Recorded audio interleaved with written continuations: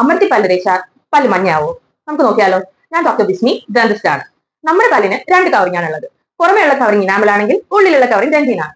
ഇനാമലിന്റെ colour white ആണെങ്കിൽ ഡെന്റിന്റെ colour yellow ആണ്. നമ്മൾ അമർത്തി പല്ല് തേക്കുന്നതോറും ഇനാമൽ തേഞ്ഞു പോവുകയും ഉള്ളിലുള്ള ഡെന്റിൻ പുറമെ കാണപ്പെടുകയും ചെയ്യുന്നു. ഇതിലൂടെ നമ്മുടെ പല്ല് മഞ്ഞ കളറായിട്ട് കാണപ്പെടുന്നു. ശരിയായ രീതിയിൽ പല്ല് തേച്ചില്ല എന്നുണ്ടെങ്കിൽ പല്ലിന് തേയ്മാനം സംഭവിക്കുകയും പല്ല് മഞ്ഞയാവുകയും ചെയ്യും. ശരിയായ രീതിയിൽ പല്ല് തേക്കുന്നത് എങ്ങനെയാണെന്നല്ലേ ഞാൻ പറഞ്ഞുതരാം. ബ്രഷ് ആദ്യം പല്ലിന്റെ സർഫസിൽ വെക്കുക. എന്നിട്ട് ബ്രഷ് പതിയെ സർക്കുലർ മോഷനിൽ മൂവ് ചെയ്യുക. ശേഷം ഒരു സ്വീപ്പിംഗ് മോഷൻ ചെയ്യുക. പുറമേയുള്ള സർഫസ് ചെയ്തു കഴിഞ്ഞ ശേഷം അകമയും ഇത് തന്നെ റിപ്പീറ്റ് ചെയ്യുക. പല്ല് ആ പുറമേയും അകമയും വൃത്തിയാക്കുന്നത് പോലെ തന്നെ ഇമ്പോർട്ടന്റ് ആണ് നമ്മൾ ചവയ്ക്കുന്ന ഭാഗം വൃത്തിയാക്കുക എന്നുള്ളത്. അതിന് ചെയ്യേണ്ടതെന്ന് വെച്ചാൽ ബ്രഷ് ഫ്രണ്ടിലോട്ടും ബാക്കിലോട്ടും വലിയ ഫോഴ്സ് ഒന്നും ഇല്ലാത്ത രീതിക്ക് മൂവ് ചെയ്യുക എന്നുള്ളതാണ്. ഇതുപോലെ ശരിയായ രീതിയിൽ നമ്മൾ പല്ല് തേക്കുകയാണെന്നുണ്ടെങ്കിൽ നമ്മുടെ പല്ല് വൃത്തിയായിട്ടും ആരോഗ്യപരമായിട്ടും ഇരിക്കും. പിന്നെ ശ്രദ്ധിക്കേണ്ട കാര്യം എന്ന് വെച്ചാൽ ഐഡിയലി നമ്മൾ പല്ല് തേക്കുന്ന ടൈം 3 മിനിറ്റ് ആണ്.